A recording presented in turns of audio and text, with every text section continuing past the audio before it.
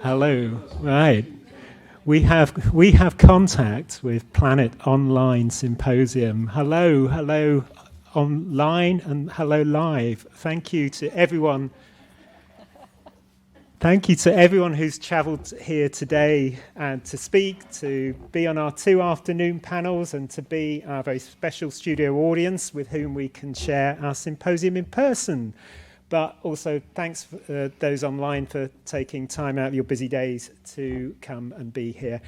So I'm Simon Chatterton. I'm Strategic Lead for 101 Outdoor Arts. And for those of you who don't know, we operate as part of the Corn Exchange Newbury, which is an Arts Council funded NPO.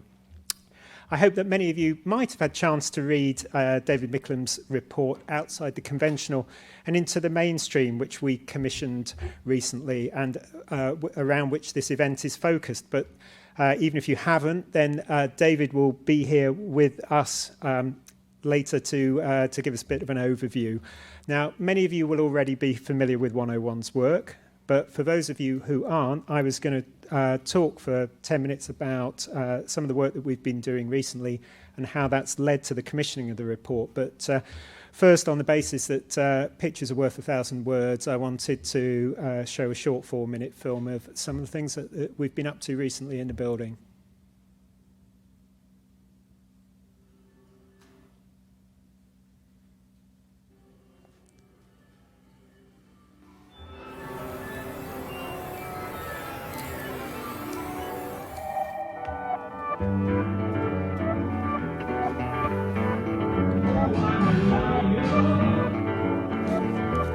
Shrink away from it, flinching away from reality. Don't be fooled by them, everyone knows that there's no such thing. Stop and listen and learn the pedestrian crossing's free. Do you know what you're cross about and that you're cross with me? 101 is a space where you can spend a week doing, dreaming, eating, sleeping. I do not see that. Why should I see that? Why should that be?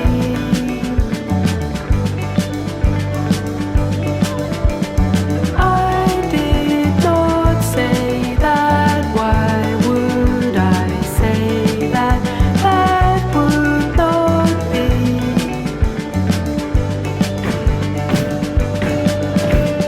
Different ways to be free, different times to be silently. You're not making this easy for us, would you leave it please? Slowing everything down, laying out all your wants and needs. Giving into the fact that we all move at different speeds.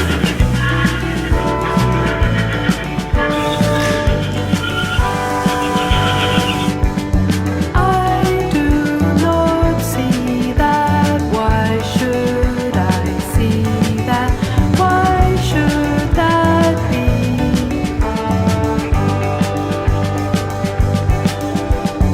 I did not say that. Why would I say that? That would not be.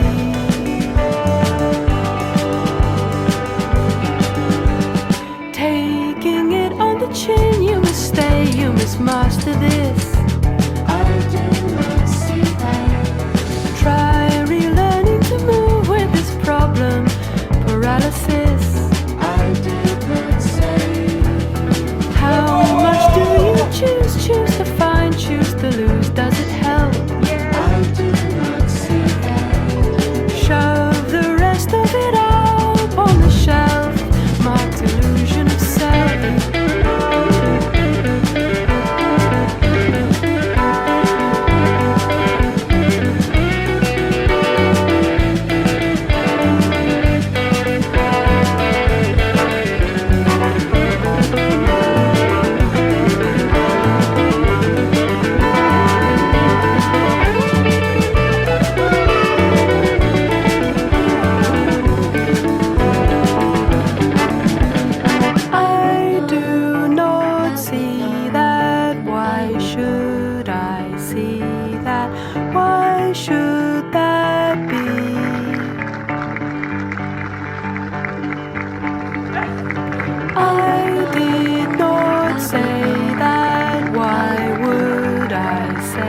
that would not be.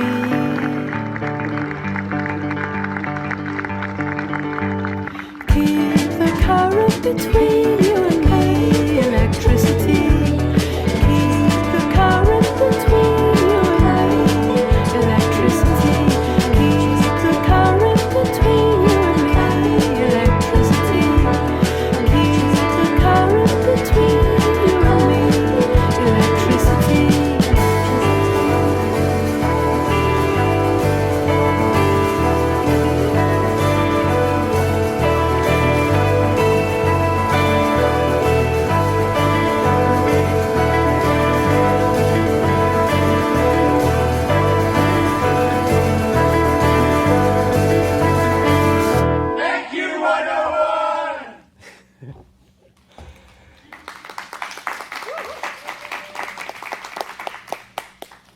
Thank you, thank you.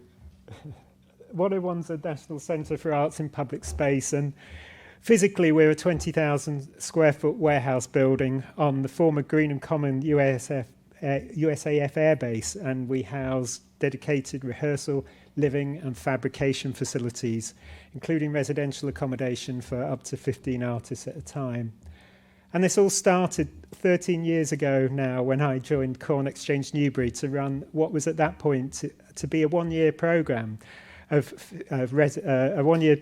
outdoor performances in the town centre. And that programme was funded by Greenham Common Trust, who remain a substantial supporter of our activities to the present day. A very lovely example of a venue and a local trust funder with a shared belief in the power of arts in public space. And it's been more than 8 years now since we launched 101, and in that time we've hosted over 16,000 artist days of residencies, along with dozens of labs, symposia and artist development programmes. Currently we're receiving over 50 companies each year, which amounts to about 300 individual artists staying with us annually on a residential basis. And we closed for 3 months during the first lockdown, but have remained open, safely receiving residencies ever since. We were extremely fortunate that 5 years ago, we were awarded a £750,000 award from the Arts Council's Ambition for Excellence scheme. The commissioning of this report and the accompanying symposium is the final chapter in this Ambition for Excellence funded programme of work. It's no exaggeration to say that this funding has entirely transformed the scale and the impact of our work. It's enabled us to double the size of the building, invest in equipment, enlarge our staff team, and give producing, technical and creative design support to the artists who stay with us. It's massively increased the number of residencies we host, and it's made 101 a true creative hub where artists from Kent, from Catalonia and from Korea can rub shoulders with each other and learn from each other's work. The Ambition for Excellence funding we received has enabled us to invest in pioneering talent development and training initiatives, working with new partners such as Improbable, Punch Drunk, Wildworks, Watershed and The Place, as well as longer-term colleagues at Without Walls, and with companies such as Mimbra, Upswing and Certain Blacks. We host artist development programs around digital, dance, design, directing and dramaturgy, amongst many others. Our Toolbox Cultural Leadership Programme, which we run in association with Arts Agenda, has worked to support producers in what can be sometimes demanding and isolating work. And this programme's created a very special bond between individuals that only intensive residential programmes can. And this coming year, with the help of the Four Nations Fund, we'll see our Toolbox programme working internationally with partners from Spain, from Denmark, from Portugal, from Scotland, Wales and England. Our Ambition for Excellence programme of work has created 21 funded company R&D residencies through what we've called our Seedbed programme, curated with our associate producers Bill G and Sud Basu, and with nominating organisations from across the country. Within these, we've been able to support a wide range of artists to explore innovative ideas and projects at an early stage in their development. Working in the building, sometimes around the town or out on the vast green spaces of Greenham Common, often with partners in science, regeneration, social care, heritage and the environment.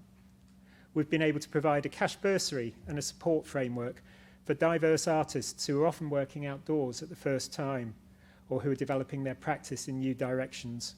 And we've been able to introduce them to fellow creatives or specialists whom they often form lasting relationships with. Through Seedbed, we work to create projects which use interactive talking drones to explore our relationships with artificial intelligence. We've tested guerrilla projection techniques to engage the public with climate and population issues.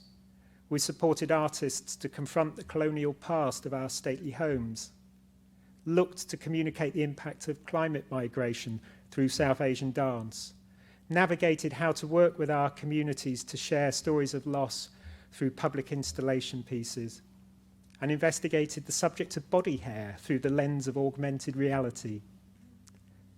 5 years ago, with support from digital funding agency The Space, we also started a journey to open up our physical residencies and the processes of the artists that we work with to an online audience, and to create wider digital resources for artists and practitioners.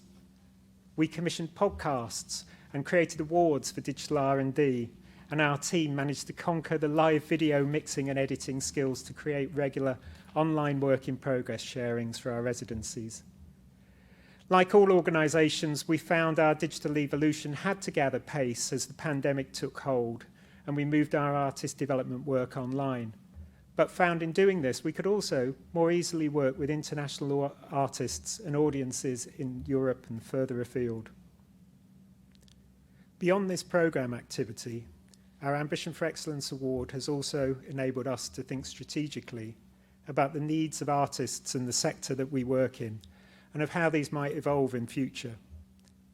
As our current project funding draws to an end, we're working with our tireless evaluator, Belinda Kidd, to review our programmes and understand their impact. As we take stock of our work in recent years, we also wanted to look forward to understand where us and arts in public space more broadly might be heading in what we can only hope is a post-pandemic future. Our report, Outside the Conventional and Into the Mainstream, written by David Micklem, with Sud by Basu and contributions from myself, is a key part of this thinking, and I'm really genuinely pleased that this report and Belinda's evaluation have affirmed the value of the work that we do. Over recent years, arts in public space has become a central part in so many parts of our national cultural agenda, from major programmes of celebration and commemoration such as the Cultural Olympiad, 1418 now, and the forthcoming Unboxed, through to placemaking, heritage and environment initiatives. The capitals, cities and borough of culture programmes have all had public space arts at their heart, as has the work of funding programmes such as Great Places, the HLF's Heritage Action Zones cultural programme, and Creative People and Places. My view is also that arts in public space, in its ability to engage and inspire diverse audiences in every part of our public realm, also chimes uniquely with Let's Create, the Arts Council's new 10-year strategy. I hope that the report that we've commissioned reflects the growing significance, that it signposts future development possibilities, and also that it documents how the work that we've historically done outside the conventional has now moved positively into the mainstream. Once again, I want to thank you for coming today, and I'd now like to hand over to our conference chair, Lyn Gardner, critic, writer, and a vocal supporter for so many years of work that happens outside venue walls. Thank you.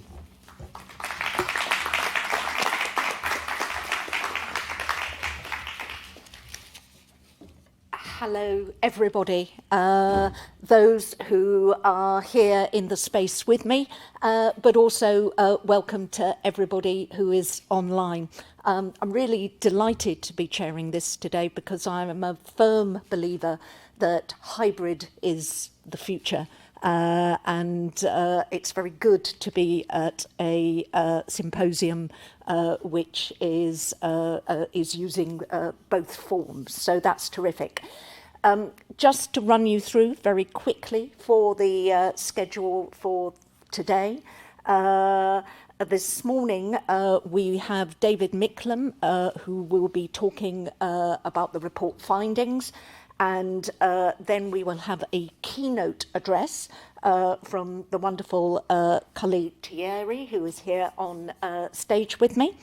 Lunch will be from 1 to 2 o'clock, and then this afternoon we have 2 panels with a really wonderful array of speakers and contributors.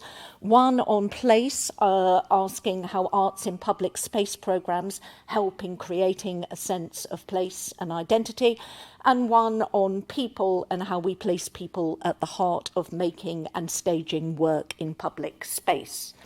If you want to use social media, the hashtag is 101 Arts in Public Space, all one word, all lowercase.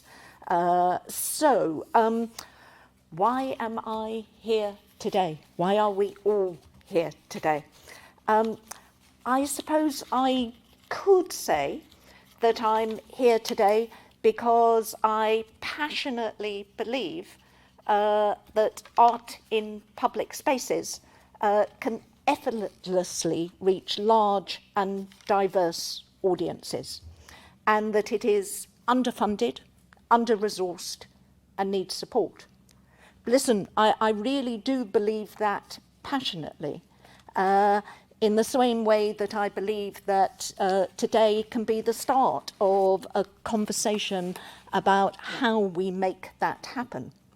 I could tell you that the reason I'm here today is because I think art in public spaces has the potential to reach parts and places and people that other arts fails to reach.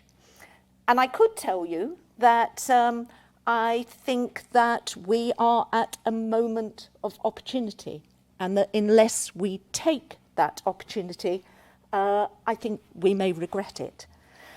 I could tell you, as I think the video that we saw, and I know from my past experience of 101 and many other people who are making art in public spaces, that actually we have so many artists who are really rather good at doing this and engaging with communities. And I could also tell you how much better we might be with the right support and the right resources.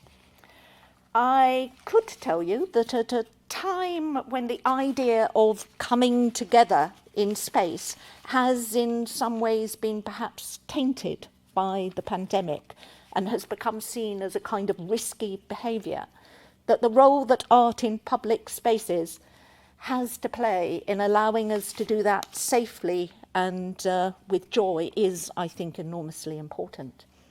And I could, of course, tell you about how art in public places can help with regeneration, with tourism, with footfall, with economic recovery.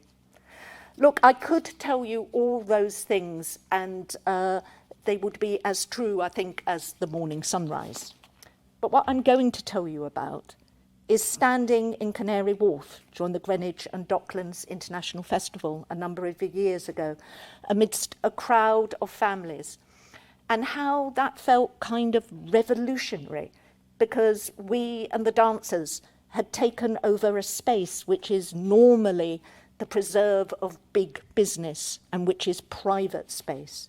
We had invaded it, and for this brief Sunday afternoon, it is ours, not theirs. And it makes me think that it raises so many possibilities about how we might disrupt the status quo, how we might take over other space which is denied to us. And it makes me think, because all of you perhaps here who have children or grandchildren will know, like me, how much we dance often privately in our own living spaces, but how seldom we actually dance joyously and with abandon in public. And around me, it's not just the professional dancers who are dancing, but the whole crowd. And it makes me think of Pina Bausch and her wonderful cry, "Dance, dance, or we are lost." I'm going to tell you about being in Liverpool for Sea Odyssey and standing in the narrow streets squeezed between two football grounds, and the giants are walking amongst us. And the look of wonder and astonishment on people's face at this free spectacle which is disrupting their daily lives, and in the moment of experiencing it, changing how they feel about the place they live. I'm standing there watching not just the giants, but also the faces of children and the look of astonishment on their faces. And then I realise that the woman standing next to me is crying. "This kind of thing doesn't happen here," she sobs, and her sobs are sobs of joy. I'm going to tell you about being in a square in Norwich outside a large shopping centre. And in the middle of the square is a giant plastic pig, and there's money visible inside this plastic pig. And an LED message on the pig tells us that this is a community fund. The public are invited to contribute to the fund or open and distribute the money as they see fit. There is a small crowd round this plastic pig. They came to shop, and instead they are discussing, quite vociferously in some cases, what they could or should do with the money, or whether they should open the pig at all. Pig was created by Collider, and it's a public project which puts faith in the individual and the community to come to decisions, to self-organise. This is art in a public space which is sticky in the way it raises questions about how we behave, how we share, who polices who. It is a provocation, one that people will still be discussing over the washing up in the evening. I could tell you about being on a mountain in the middle of the Highlands of Scotland as the voices of an all-female community choir rise and drift across the sky and the landscape where Nan Shepherd wrote about and walked for so much of her life. I could go on, but I won't, because today we have come here in this space and in online space with a wonderful group of people to discuss the role of art in public spaces and what it can do to create a sense of place and what it can do for communities. When I think about those experiences, those tell me a great deal about the value of this work. And I guess one of the reasons why I think it's necessary that we are here today is because I think it is still undervalued. And I hope this will be the start of a conversation about how we can value and resource it more. Thank you very much. And I am now going to hand over to Kully Thiarai from Leeds 2023. Oh, no, I'm not. I am absolutely incorrect. I am not going to do that at all. That's because I'm not looking at my schedule, which is always a mistake. What I'm going to do is to hand over back to David Micklem, yes, who's going to give us a streamed overview of the report and its key findings. David, over to you. Hello, I'm David Micklem, and I'm really disappointed that I can't be with you in person today. I contracted COVID, tested positive at the weekend, and although I have no symptoms, clearly I shouldn't be with you today, and I'm not with you today, but I am in spirit. And I wanted to just kick off by saying thank you for asking me to say a few words and for commissioning me to research and write this report. A bit about me by way of context. I'm a writer and arts professional. I'm an independent consultant and a producer. I'm the former artistic director of Battersea Arts Centre, and before that, in the early noughties, I was at the Arts Council, where I led on outdoor arts at the National Office. And there I researched and wrote Arts Council strategies for circus and outdoor arts that have formed the basis of 2007's New Landscapes. So 14 years on, I can't believe it's 14 years, it's great to be revisiting areas of practice that I have a huge affection for. In looking again at these areas of practice, it's been fascinating to notice what's changed and the incredible changes of the last 15 years, but also what stayed the same. So over the next few minutes, I want to focus in on some of those changes, on some of those things that haven't shifted, and look at what some of the challenges and opportunities might be in the months and years ahead. Now, it's a full and rich report. It extends to about 35 pages, and it's based on interviews with dozens of artists, festival directors, producers, and policymakers. There's a lot in there, and I can't even begin to do it justice in 10 minutes. So instead, I'm going to just pick out some headlines or some highlights, and I hope that's okay. And I do encourage you to read it in full. If you haven't, it's available on the 101 website. The first thing I wanted to say is that I think that arts in public space in the UK stands at the cusp of a period of huge opportunity. As we hopefully begin to emerge from the pandemic, arts that are made by, with, and for people outside of mainstream and formal arts venues can connect in ways that few other areas of practice can. Arts in public space, the report argues, are more representative, presenting fewer barriers to engagement, and are likely to take place at better ventilated and more open sites.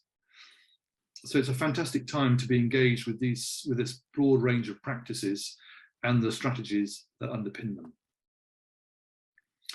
We now live in a world where we expect to be able to produce, curate, get involved with everything.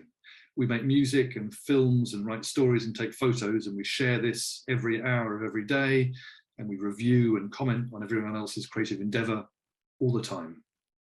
Now, mainstream arts, by which I mean stuff that's presented in formal theatres and galleries and concert halls, can often feel like it's done to you. But arts in public space is done by, with, and for everyone who wants to engage.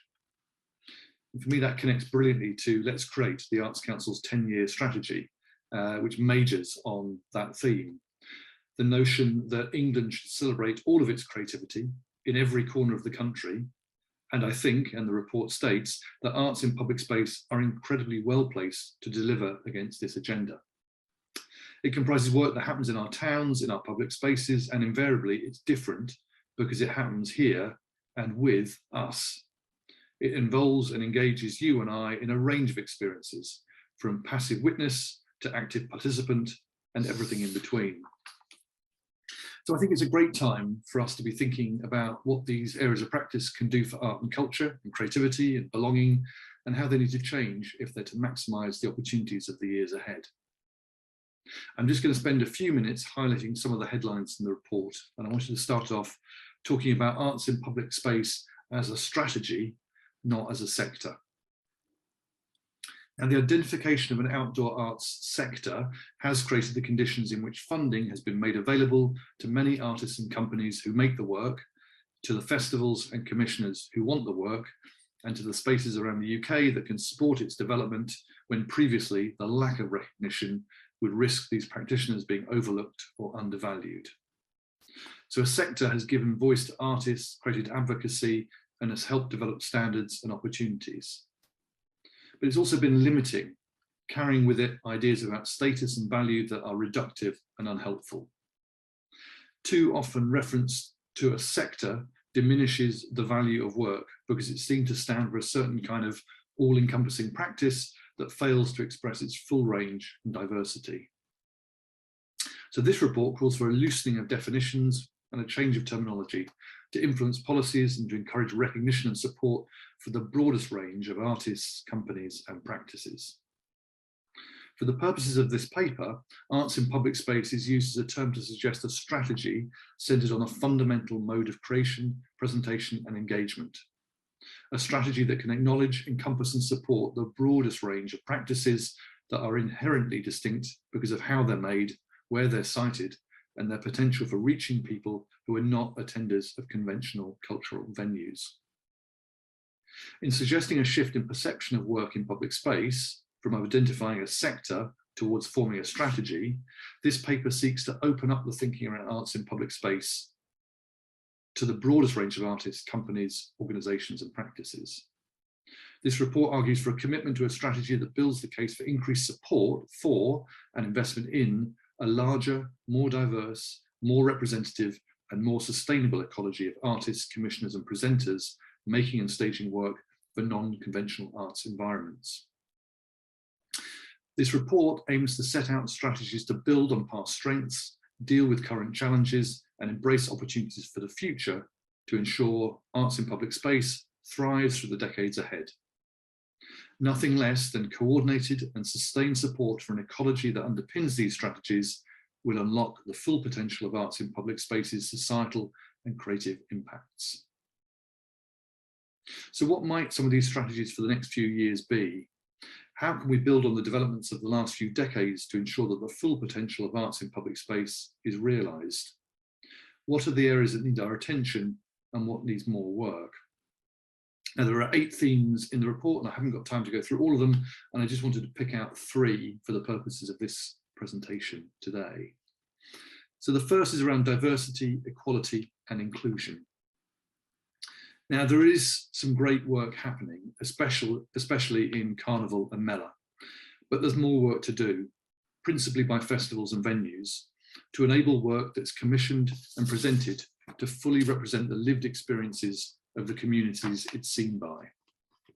There are some notable exceptions, again in Carnival and Mela and at some festivals, but much of the work in this country still reflects a limited cultural frame. And whilst this report argues that some of the UK's longest serving festival and consortium directors have made the most significant and positive impacts on the diversification of arts in public space, many of my interviewees reported that for all this good work, the gatekeepers and decision makers don't currently represent the diversity of contemporary society, nor the artists who make work for it. So there's definitely more work to do here. The second theme I wanted to pick up on is around partnerships. The report identifies a range of subsidised and commercial opportunities for partnership development that can support arts in public space to have wider impact, relevance and reach. Now, these partnerships also generate exciting new creative opportunities and are bi- and multi-directional, benefiting artists and companies and a range of other arts and non-arts organisations. These partnerships hold the keys to unlocking the full potential of arts in public space. And greater support for these partnerships is essential as we face the years ahead. And the report goes into some detail about the broad range of partnerships that are available. And thirdly, I wanted to just quickly touch on partnership and co-creation. Again, co-creation being at the centre of some of the thinking in Let's Create, the Arts Council's Let's Create strategy. As I mentioned in my introduction, in arts and culture generally, there is a growing realisation of the power of participation, engagement and co-creation to open up practices. Work made by, with and for communities can be more accessible to a wider range of people than work that can feel done to you. Arts in public space can build on these trends and appeal to funders, both public and private, for whom engagement and participation are at the heart of current arts policy. We need to bang the drum for this, for the power of arts in public space and Carnival and Mela to be at the centre of our post-pandemic culture, not at the fringes.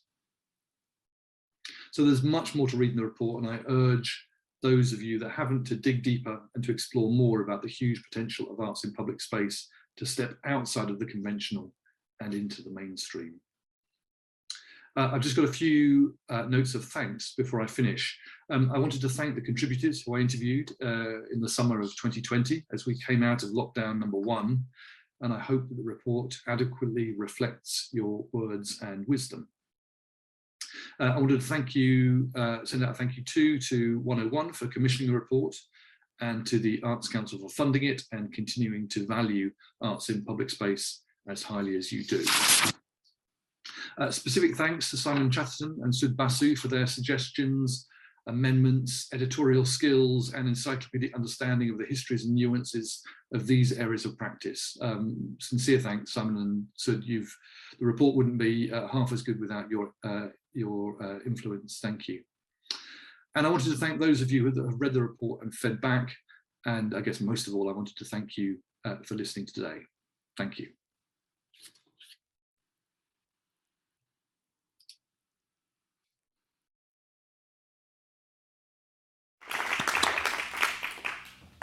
David, thank you very much for that overview and for banging the drum for arts in public space and for Carnival and Mela.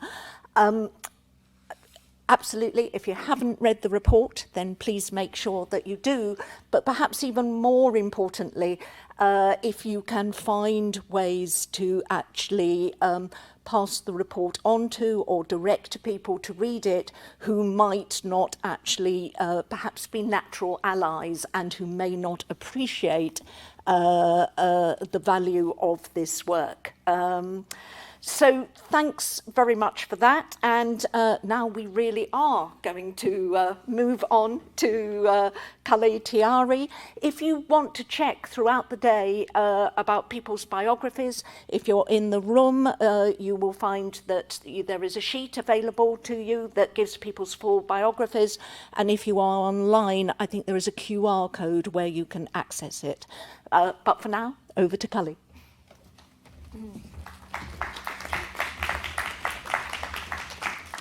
Thanks very much, Lyn, and it's always a bit nerve-wracking when somebody says she's doing a keynote, because I think I'm just doing a conversation. So I'm particularly delighted to be here. My name's Kully Thiarai, and I'm the Creative Director and CEO of Leeds 2023. Thanks 101 Arts for Outdoor Arts for inviting me to say a few words, and it's great to see the report published. Lyn's already created a very beautiful and colourful and in-depth picture of the power of the work that happens in public spaces, and it really made me sort of recognise and go back over memorable moments. But I'm going to start with saying a few words from my personal perspective initially, and then tell you a little bit about Leeds 2023. And for those of you who might not know anything about Leeds 2023, that is our year of culture in Leeds. Leeds was thwarted in its bid to be European Capital of Culture, but the city decided to do it anyway, and I've got the enormous privilege of leading that delivery process. So, despite all of the challenges thrown at us, not least trying to build an organisation from scratch in a global pandemic, we are moving forward with plans to create a really transformational year for the city and region, which we hope will have a lasting impact on all aspects of the city and region's cultural life. So let me begin by telling you a little bit about me, and some of this, I hope, will illuminate why I value the way public space and public realm work and outdoor arts is vital, but also perhaps gives you some sense of the kind of year that we're striving to make happen next year. So I wonder if I asked you to recollect a memory of a cultural experience that was formative for you, I wonder what that would be. And I also wonder how much of that would be in a public space or in a school, rather than a formal institution of some kind, like a theatre or a gallery, or an opera house. And I also wonder how you might define a cultural experience. You know, what does it look like, be like, feel like for you? Because I suspect all of that would be nuanced in very, very different ways for each of us. And maybe you wouldn't even call it a cultural experience, or label it as culture, because that's not how you define it and organise it and think about it. So it's really interesting what that creates as a place for conversation about the rationale around how we think about culture, and that's a really important driver for us at Leeds 2023. Part of that is, I guess, as I said earlier, linked to my own personal history. I grew up in Smethwick, and if you don't know where Smethwick is, it's a stone's throw away from the city of Birmingham. And I was probably in my teens before I went into the city. Now, that might sound a bit mad because actually it's only 5 miles away, or less than 5 miles away, I would say, from where I lived to the centre of Birmingham.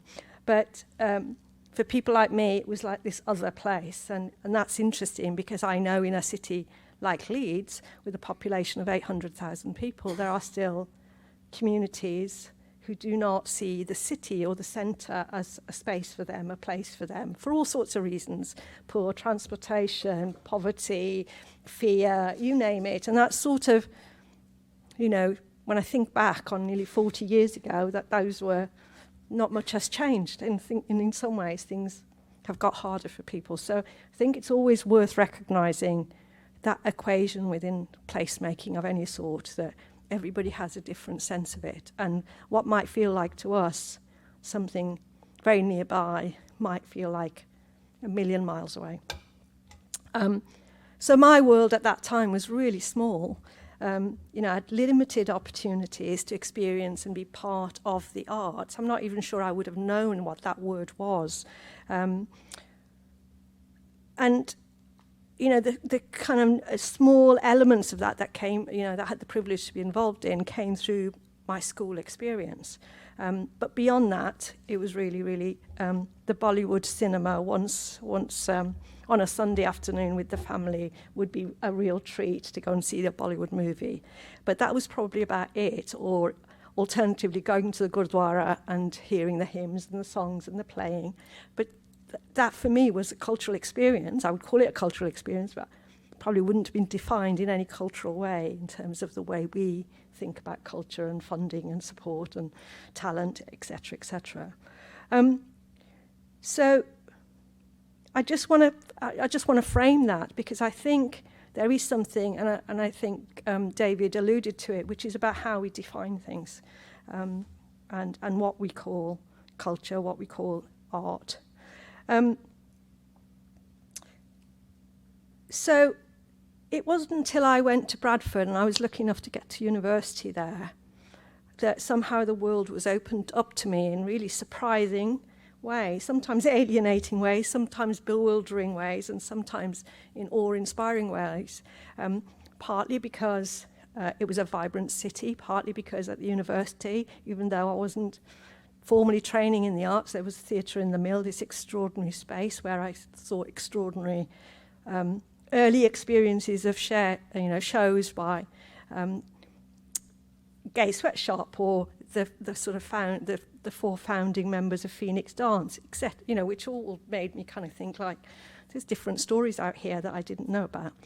And of course there are loads and loads of experiences that I could talk about that were, sort of disturbed my world a bit in some ways and made me think about things differently. But the ones that really specifically relate to our conversation today is actually the experience and influence and power of the Bradford Mailer and its connection with artists, communities and public spaces. Now, I think the first Bradford Mailer was back in 1988 and held at the back of the university before it moved to Lister Park, one of the major parks in the city. And at the time, I think it was one of the largest such events in the UK and Europe. And it was core part of the Bradford Festival, which was a 2-week multi-art form, multicultural, citywide celebration. You know, it went from the mayor's procession through to the weekend jamboree of music and dance, street theatre, circus, cabaret, poetry, you name it. It was likely to be happening somewhere in the city. And there was so much to enjoy, you know, and it was all free. You could bump into it all over the place. And the whole city came out to play. You know, and as a consequence of that, you know, people discovered new things, encountered new experiences, spent time together with friends and relative strangers. And there was something of a spirit of convening that happened as a consequence of all of that. In 2016, when I was Artistic Director of National Theatre Wales, I was involved in a project called City of the Unexpected. And this was a weekend to mark the centenary of Roald Dahl. It was probably, well, I know it was Wales's largest cultural event, and involved over 7,000 people that were participating over a period of time that had contributed to its delivery as participants in some way or other. And over the weekend, we had 120,000 people turn up to see a giant peach on the streets of Cardiff and witness a story that unravelled over the course of that weekend, as we used the city as a stage. And to my constant delight, it's really brilliant to be able to say the whole city sold out of Roald Dahl books that weekend, and you couldn't get a pair of pyjamas in the city because the great pyjama picnic on the Sunday meant that lots of the population went and bought brand new ones to turn up in. And how do you measure those things? How do you collate that? Of course we can do the numbers, but the nature of meaning that is associated with how people experience their city, their place, and each other and their families celebrate together is quite extraordinary. And although those experiences and examples are many, many years apart, there is no doubt that they showcase something about the appetite that the public has to engage, to participate, and to really find ways to see their stories and their lives and their city reflected back at them, sometimes in new and different ways that change their perspective forever. And that's really, I think, the power of what we do in this arena. And one of my lasting memories of the Cardiff event was this young boy, early evening on the Saturday night, turning to his mum and saying, "This is the best day of my life."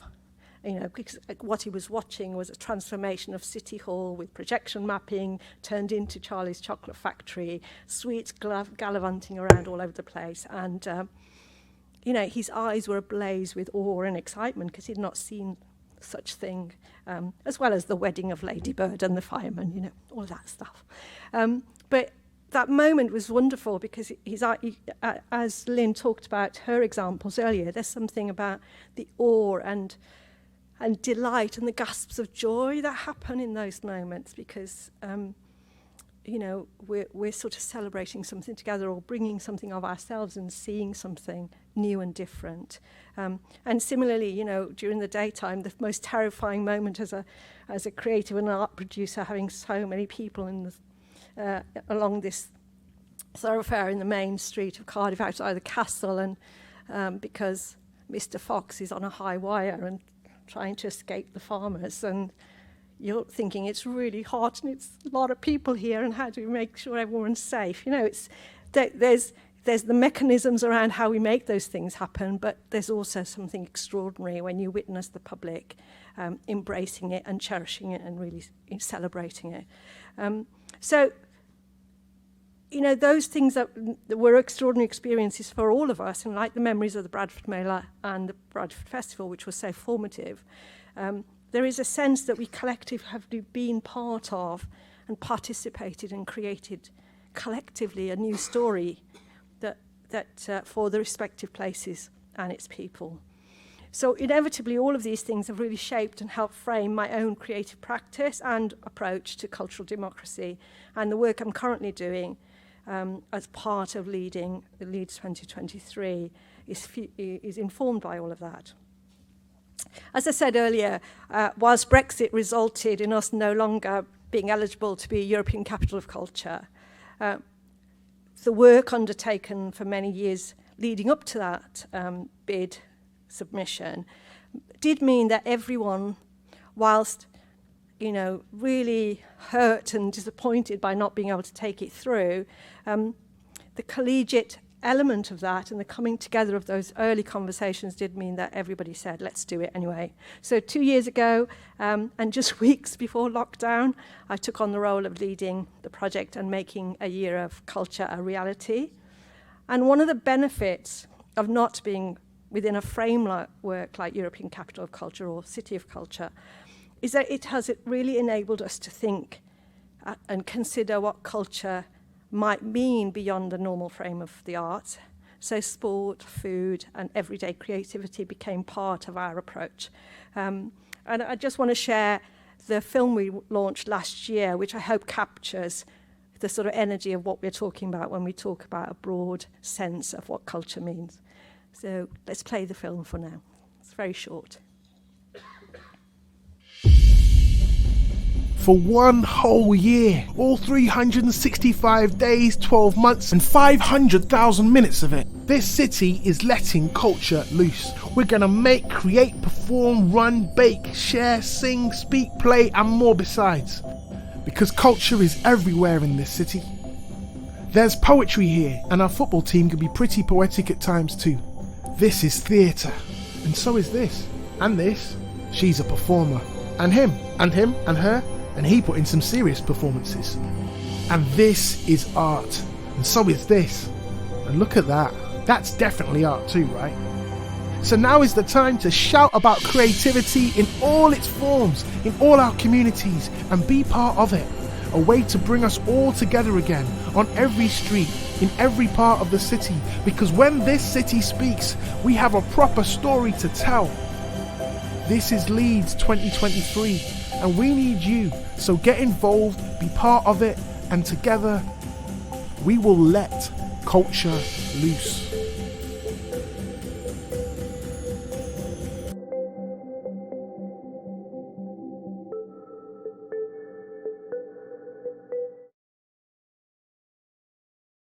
Thank you. So one of the sort of approaches to letting culture loose was really thinking about that culture happens in all the nooks and crannies of our city, and we're very lucky to have a really strong infrastructure of internationally renowned companies, lots of independent artists and small-scale community companies, as well as real engaged third sector partners that make art and connecting to communities a vital part of the fabric of what the city is trying to do. But sometimes I guess some of that isn't profiled or celebrated in the way that we might perhaps want. So we know that culture is everywhere in our city, and that it can be a powerful tool in all sorts of ways that can have a profound impact on our lives, whether that's the extraordinary stories and the heritage of Leeds West Indian Carnival that is the oldest carnival in the country, or whether it's the more recent sort of performance that might be happening by the young people who are just coming out of the Conservatoire, for example, or the Northern School of Contemporary Dance, or Yorkshire Dance, or the myriad of other exciting, dynamic, creative impulses that showcase themselves across the city. And as I said, we also know that culture and creativity means different things to different people, and that not everyone feels that they can access or are welcomed into those creative opportunities that they might want. So what we want to do as part of Leeds 2023 is to really try and help change that, so that we're looking at working in all sorts of different ways across all 33 wards of the city, recognising that the world is in our city and that we are part of the world. We know that we've got 170 different languages and a myriad of stories to tell, with talent across the whole city that we want to celebrate and showcase. So our vision for the programme is to see a thriving Leeds where creativity fuels opportunity for everyone, and we want to deliver a transformative year of creative experiences that really connects and benefits people now and into the future. And of course, one of the advantages of us not being an institution that is, or an organisation that is designed to be there forever, is that we really can galvanise this moment in time and take the opportunity through the producing of new work, the partnering and co-partnering and collaborating with all of the creative talent and organisations that are in the city, and also just tell the story of Leeds and its cultural life in a bolder, broader, more confident way that really talks about the complexity of who we are as a city. And I think that's really important for all of us to think about, that, there is always a danger in the arts world that we think about things in binary ways, and we talk about audiences in segments. And the truth is that we are incredibly complex creatures. We have incredibly complex stories behind. We might look the same or we might look very different, but actually we're all unique individuals with unique journeys that we've made to get to this point, and therefore how do we embrace that complexity that makes a community, makes a city, makes a place. So as part of that strategy, I guess, we're really thinking about the sort of three strands of our programme that produce the original work and surprising work across a number of themes, that part in a collaboration with the sort of wealth of talent, both locally, regionally and nationally and internationally, and that sort of trying to reconsider what we mean by culture and redefining what culture might mean, its value, its ethics, its impact and its connections. And I guess letting culture loose was our way of trying to capture that. I guess part of that, what's linked to all of that, is that we understand that we wanted, we all tell stories and imagine different lives. We celebrate who we are and long to share our lived experiences, and we create rituals and myths to help us mark important moments in our lives and make sense of our place in the world. And perhaps if we didn't know it before, lockdown has allowed us to recognise the power of all those things, the things that we've missed, and the mechanisms by which we mark moments of pain and celebration and awe and horror. They're all important ways to speak about who we are. Whether that's the mass roar of approval in a stadium because your team has just scored the most extraordinary goal, or the gentle lullaby of a song as you sing it to your child. We create ephemeral moments of shared expression and creativity, and that is partly to do with the fact that our imagination enables us to do that and enables us to all be storytellers, but it's also driven by the fact that we want to leave our mark in different ways and say we were here. And that's, I think, the power of what we're trying to do. And Noel Gregg, great playwright and friend, sadly who's not with us anymore, once said to me, and it always stayed with me, that our job as artists is to disturb the air a little. And I think that's a really profound thing, and I think when we get that right, you can see that in all of the work, whether that's in buildings, outside of buildings, on street corners, whatever there might be. But that's our job, to disturb the air a little, and also to create a sensibility around being able to think differently, and maybe also stand in someone else's shoes for a bit and see the world through a different lens, and maybe as a consequence of that understand something new and extraordinary.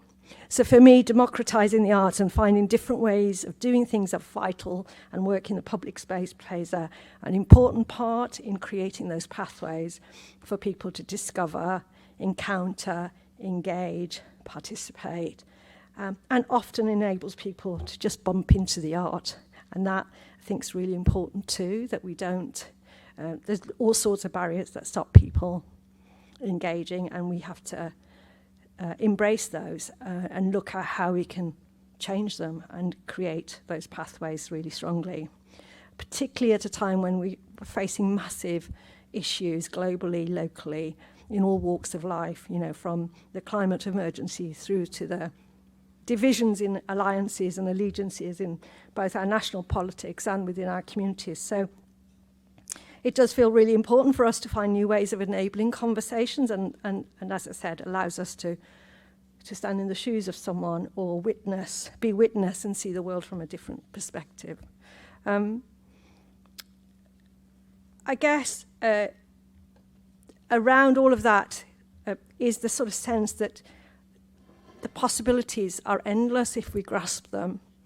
They might be terrifying some days, they might feel overwhelming other days, but it is partly our ability to work together to push the boundaries of what's possible and ask the right questions, that when we do it brilliantly as artists and creative producers and all of the myriad people that we need to work with to kind of embrace the possibility of telling a story in some way or reflecting the world in a moment in time, feels important to come together and do that in partnership. And partnerships for me feel absolutely critical in being able to build on all of the work that has gone before. And one of the things that sometimes I find quite unsettling is that actually this is not a new moment.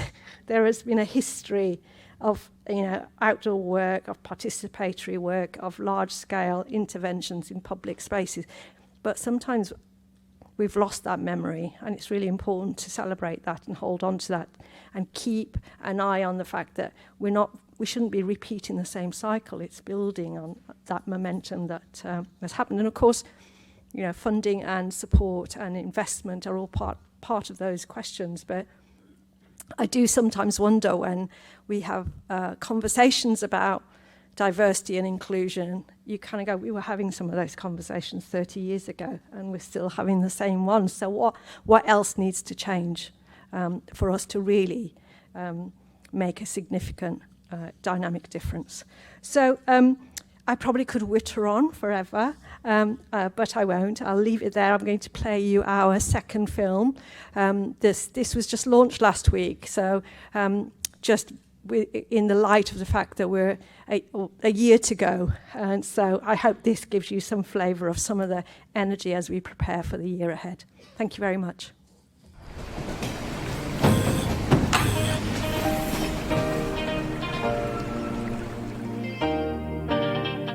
So many nights I spent crafting, trying to catch my breath, thinking about tomorrow. So many nights I spent working, but you know, my friend, there's gonna be tomorrow. Where you go, baby, leave your stress now. No more letdowns, we are blessed now. Where you go, baby, thinking about you daily. Yesterday was a promise to you, so today you know what to do. Live your life like there is no tomorrow. Live your life like there is no tomorrow. When I was a little young boy, I no worry for my trouble. Wish I could bring back the good times. Celebrate cause we got one life, but if for one night. Where you go, baby, thinking about you daily. Yesterday was a promise to you, so today you know what to do. Live your life like there is no tomorrow. Live your life like there is no tomorrow.